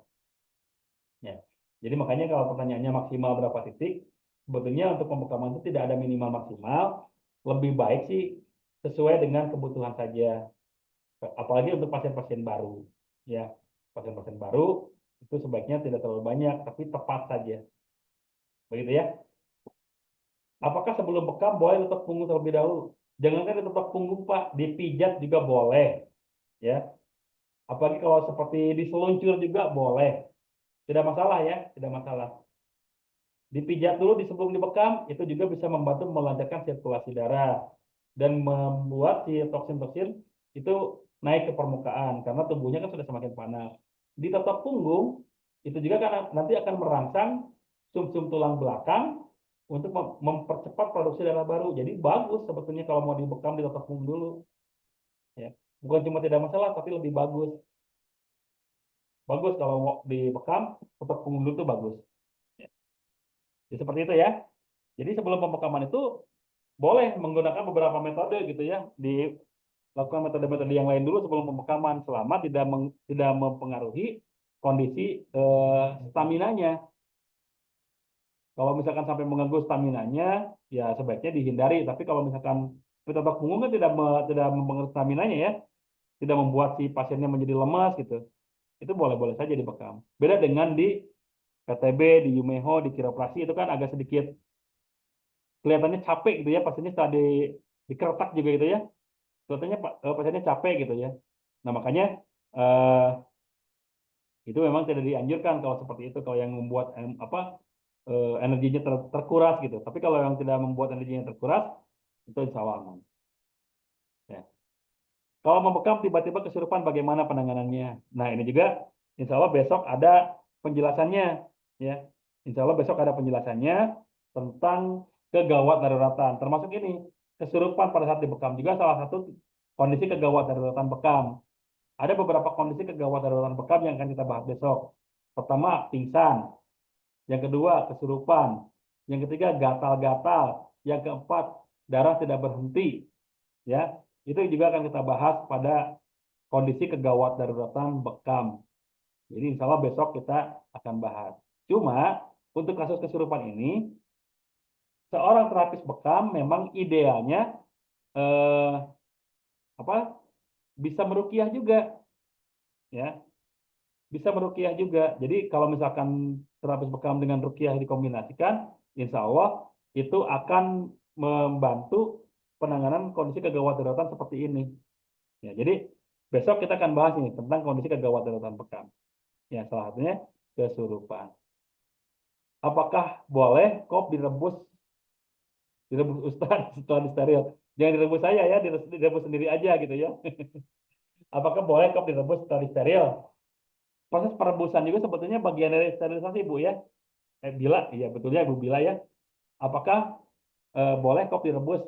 Ya, perebusan kop juga adalah bagian dari sterilisasi. Cuma kita lihat dulu kopnya seperti apa. Kalau kopnya yang kangzu, yang itu ya, kangzu yang sentilnya hijau ya, yang bagian atasnya hijau, itu memang direbus itu aman karena bahannya tebal dan tidak terlalu mudah aus. Tapi kalau kangsu yang ujungnya kuning atau kop-kop bekam yang mohon maaf ya yang murah yang tipis, direbus malah pecah Bu gitu. Ya, direbus malah pecah. Maka ada insya Allah besok kita akan bahas proses sterilisasi supaya kop kita tetap aman ya walaupun kita menggunakan kop-kop yang tidak terlalu mahal sebenarnya seperti itu. Tapi tetap apa namanya sterilisasinya terjaga gitu, tidak menjadi bahan penular kepada orang lain gitu, penular penyakit kepada orang lain karena sterilisasinya sudah dimaksimalkan. Seperti itu Bu ya. Jadi kalau misalkan mau direbus, boleh-boleh saja sebetulnya, cuma kita lihat kopnya seperti apa. Kalau kopnya yang tipis, yang harganya agak murah gitu, memang agak berisiko cepat rusak. Kan sayang juga ya, sayang juga seperti itu. Karena ada metode lain yang bisa membuat kop kita lebih awet, lebih aman. Begitu. Sepertinya semua pertanyaan sudah terjawab ya. Sudah sudah tidak ada lagi saya scroll ke bawah sudah terjawab. Boleh kalau masih mau ada yang bertanya, saya masih ada yang berikan kesempatan. Silakan kalau ada pertanyaan selanjutnya sebelum kita nanti mengakhiri gitu ya. Tapi kalau misalkan mau ada yang bertanya juga masih dipersilakan. Seperti itu ya. Izin minum lagi ya Bapak Ibu ya. Lumayan juga.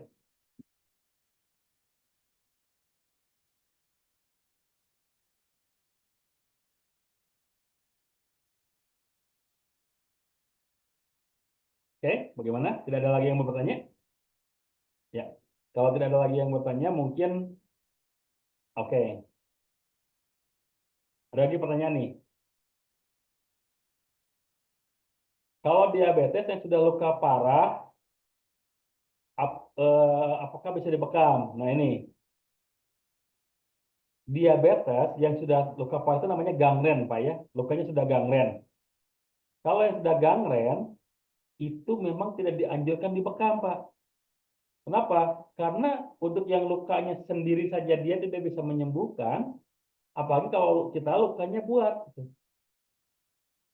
Kan dengan membekam itu membuat luka, artinya gitu kan, melukai kan. Nah, kalau kita buat luka lagi, bagi orang-orang yang sudah tahap gangren, diabetesnya, itu sangat tidak dianjurkan karena beresiko si bekas lukanya nanti bisa mengakibatkan pembusukan. Ya, gitu. Seperti itu ya. Diabetes yang sudah luka parah, apakah bisa dibekam nanti? Maka jawabannya sangat tidak dianjurkan pembekam-pembekam apa membekam pasien yang sudah gangren. Titik autoimun dan hipertiroid. Nah, ini juga nanti kita akan bahas ya, insya Allah besok di bagian anatomi titik bekam. Autoimun itu memang ada beberapa pendapat ya, ada yang memperbolehkan dibekam, ada juga yang tidak memperbolehkan. Tapi bisa, insya Allah besok kita akan bahas, termasuk autoimun juga. Karena ada beberapa titik yang nantinya bahkan berhubungan dengan autoimun. Karena kan autoimun itu sekarang sudah mulai merebak ya, merebak penyakit autoimun. Apalagi eh, mudah-mudahan sih ini cuma gosip, mudah-mudahan ini bukan fakta gitu ya. Apalagi setelah kemarin banyaknya apa namanya vaksin COVID, ya, vaksin COVID. Banyak yang terkena autoimun. Tapi mudah-mudahan itu cuma isu saja, bukan faktanya. Ya. Maka insya Allah nanti kita akan bahas titik bekamnya seperti apa. Ya. Oke. Nanti minta video materi bekamnya. Ya. Nanti kan saya sudah sampaikan rekaman video tutorial juga bagian dari fasilitas dari kelas bekam ini. Insya Allah nanti kita akan bahas. Mungkin perlu dijelaskan terkait sterilisasi kop bekam yang lebih cepat dan aman, mengingat jika menangani pasien banyak tidak perlu menunggu proses sterilisasi yang lama. Oke, insya Allah besok kita akan bahas ya proses sterilisasi kop. Cuma kalau misalkan menggunakan SOP kami ya seperti itu nantinya gitu, ya seperti itu nantinya. Kami tidak bisa, tidak punya referensi untuk metode yang lain yang kami punya referensi itu. Tapi kita bahas besok ya. Kalau lagi demam apa boleh dibekam? Kalau lagi demam, kita lihat angkanya. Kalau angka demamnya masih demam normal, itu masih boleh dibekam karena dengan pembekaman juga bisa membantu mengurangi panas tubuh. Tapi kalau demamnya sudah terlalu tinggi, di atas 37 gitu ya, itu memang tidak dianjurkan. Tapi kalau demamnya baru demam-demam normal ya 36 derajat gitu ya, 36,5, itu masih boleh dibekam karena bisa membantu mengurangi panas tubuh. Tapi kalau sudah terlalu tinggi, 37, 38 demamnya apalagi ya, itu memang tidak dianjurkan. Kenapa? Karena pasca bekam juga bisa meningkatkan suhu tubuh ya, bisa meningkatkan suhu tubuh karena suhu tubuh itu terjadi peningkatan suhu tubuh itu terjadi ketika terjadinya proses pembentukan darah baru. Proses recovery pembentukan darah baru itu bisa meningkatkan suhu tubuh juga. Ya, gitu ya. Jadi tadi demamnya sebaiknya kita cek dengan menggunakan termometer. Ya. Kalau demamnya masih 36, 36,5 dibekam insya Allah aman. Tapi kalau 37, 38 bahkan lebih tinggi lagi, sebaiknya kita hindari proses pembekaman. Kita turunkan dulu demamnya dengan mengkompres bagian-bagian yang bisa menurunkan suhu tubuh. Di mana kita mengkompres? Di bagian leher depan, di ketiak, gitu ya. Itu mengkompres bagian-bagian tubuh yang bisa menurunkan demam. Kalau kita mengkompresnya di kepala, di sini itu korban iklan, korban sinetron. Karena pada dasarnya di sini itu tidak menurunkan suhu tubuh. Karena suhu tubuh naik itu biasanya akibat apa namanya? Ada eh, eh, virus, bakteri yang masuk ke dalam tubuh kita yang perlu dilawan dengan panas tubuh. Makanya tubuh memanaskan dirinya. Dan itu di mana? Di bagian kelenjar limpatik biasanya. Nah, kelenjar limpatik itu di mana? Bagian leher depan, di bagian ketiak. Itu pengkompresannya di situ. Dikompres dulu di situ untuk menurunkan demamnya. Jadi bukan di kompres di jidat ya. Kalau kompres di jidat itu ya tadi hanya korban sinetron sebetulnya gitu. Ya, gitu. Minta tolong di-share gambar diagnosis telapak tangan tadi saya catat dan belum foto. Oke. Ini nanti ada di modul Bu ya. Jangan khawatir nanti semua di-share gitu. Tadi ya eh, gambar diagnosis telapak tangan, besok juga anatomi titik bekam. Itu kita akan bagikan semuanya. Itu semuanya sudah kita rangkum di dalam satu file, dalam satu modul supaya bisa menjadi bahan review, bahan murojaah bagi Bapak Ibu semuanya.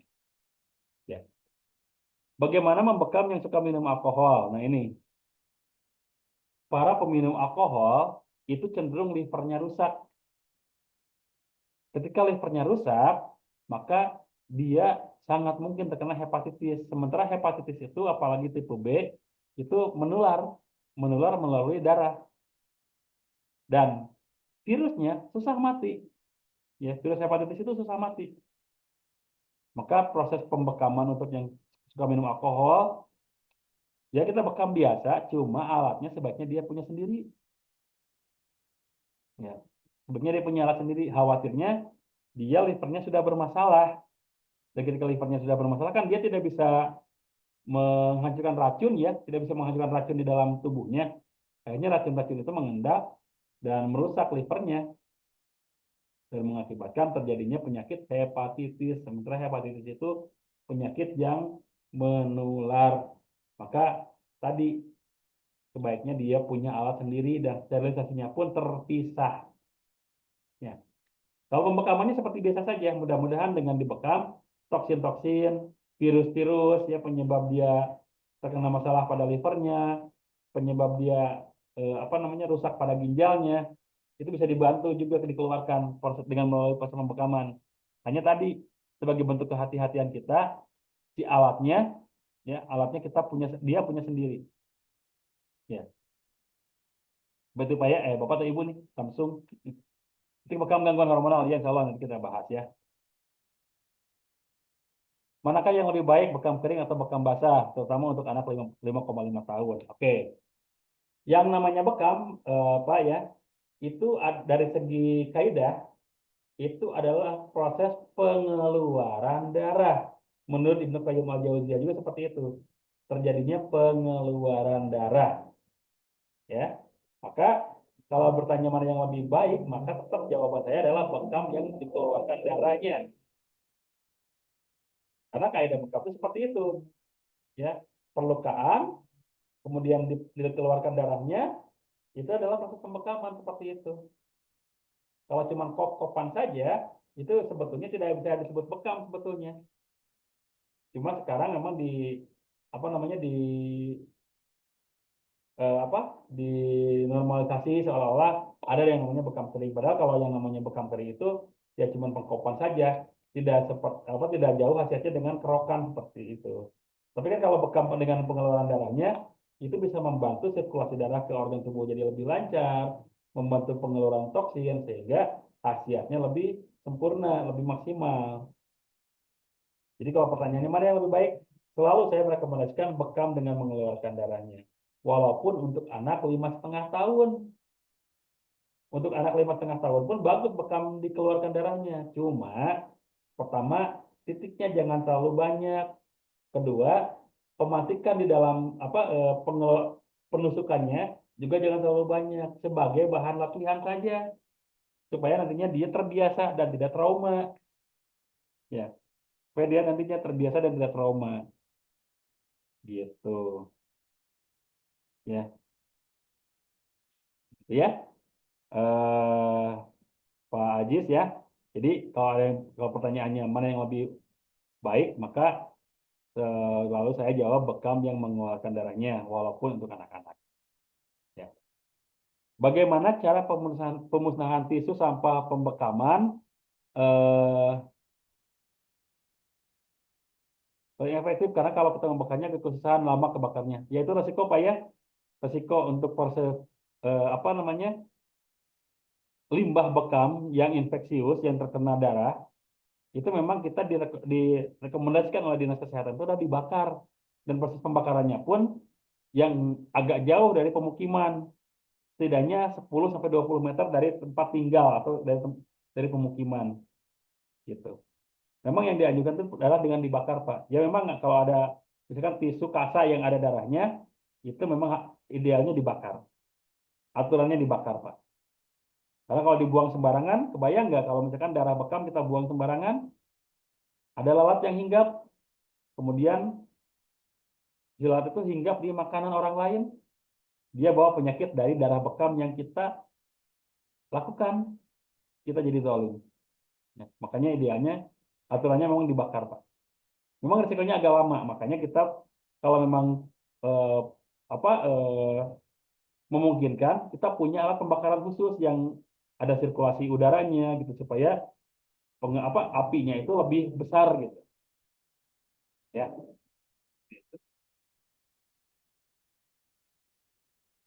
penyakit apa saja yang tidak boleh dibekam. Nah, ini juga besok ya ada kontraindikasi bekam namanya. Jadi besok kita akan bahas kontraindikasi bekam. Jadi ada beberapa kondisi tubuh, beberapa penyakit yang memang tidak boleh dibekam. Salah satunya tadi sudah dijelaskan diabetes yang sudah sampai tahap gangren itu tidak boleh dibekam. Ya. Ada juga yang lainnya nanti ya, yang misalkan ada apa namanya hipertensi maligna itu juga tidak boleh dibekam. Dan ada beberapa, ya ada beberapa. Makanya besok sekali lagi saya ingatkan jangan terlambat masuk karena besok kita akan membahas lebih detail lagi tentang bekam. Ya. Izin bertanya, untuk menghilangkan toksin di dalam tubuh yang membuat wajah kusam di mana titiknya? Pertama, yang membuat wajah kusam itu biasanya ada masalah pada usus.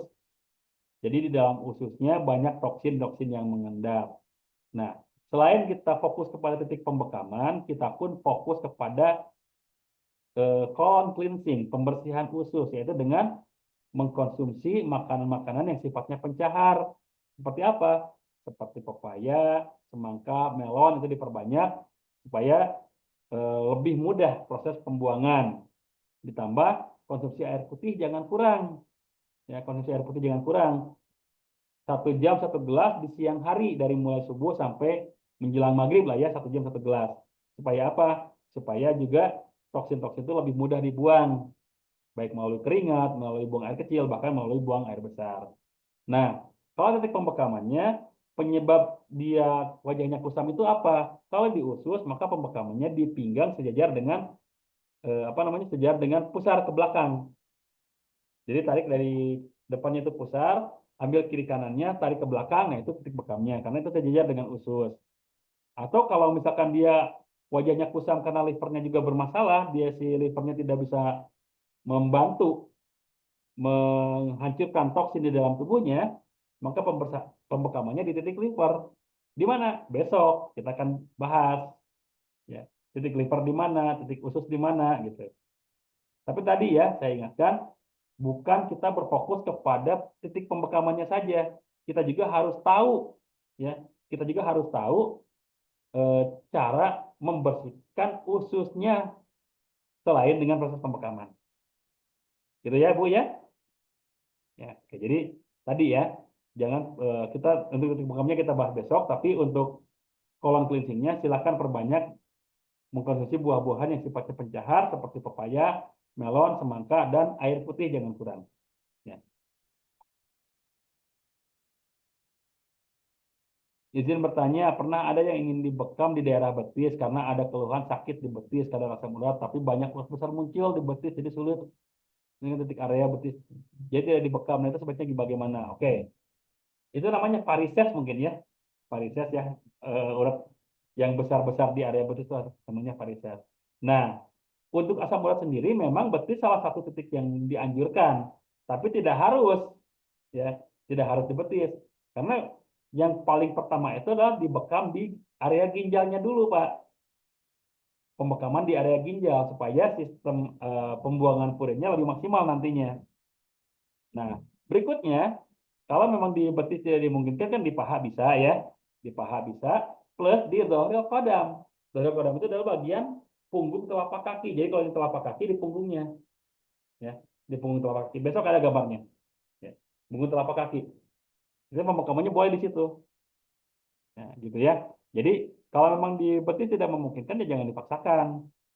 Kita masih ada opsi lain. Tadi kan di punggung telapak kaki di doa kodam itu memang tidak terlalu banyak, tidak terlalu riskan gitu kalau bekam di situ. Insya Allah aman gitu. Atau ada juga di bawah di sekitar mata kaki gitu. Itu juga bisa gitu ya. Jadi jangan berfokus ke yang tidak bisa saja. Banyak masih titik yang memungkinkan untuk dibekam. Ya. Oke, sudah tidak ada lagi yang bertanya. Oke. Oke. Baik, Bapak Ibu, sudah jam 9.47 waktu Indonesia bagian Barat. Mungkin untuk pertemuan malam hari ini kita cukupkan dulu. Insya Allah kita bertemu lagi besok. Kalau ada yang mau bertanya lagi, silakan dipersiapkan dulu pertanyaannya. Insya Allah kita besok bahas. Ya, jadi untuk pertemuan malam ini, sepertinya kita cukupkan dulu sampai di sini supaya tidak terlalu malam karena kita masih ada pertemuan di besok hari. Insya Allah ya. Baik. Untuk selanjutnya saya akan menutup pertemuan ini dengan kita sama-sama membacakan doa kafaratul majlis ya, supaya kita senantiasa mendapatkan keberkahan. Untuk menutup pertemuan ini, marilah kita sama-sama membacakan doa kafaratul majlis. Bismillahirrahmanirrahim. Subhanakallahumma wa bihamdika asyhadu an la ilaha illa anta astaghfiruka wa atubu ilaik. Sekali lagi mohon maaf jika pada pertemuan malam hari ini banyak kurangnya, banyak salahnya karena bagaimanapun saya masih dalam proses pembelajaran.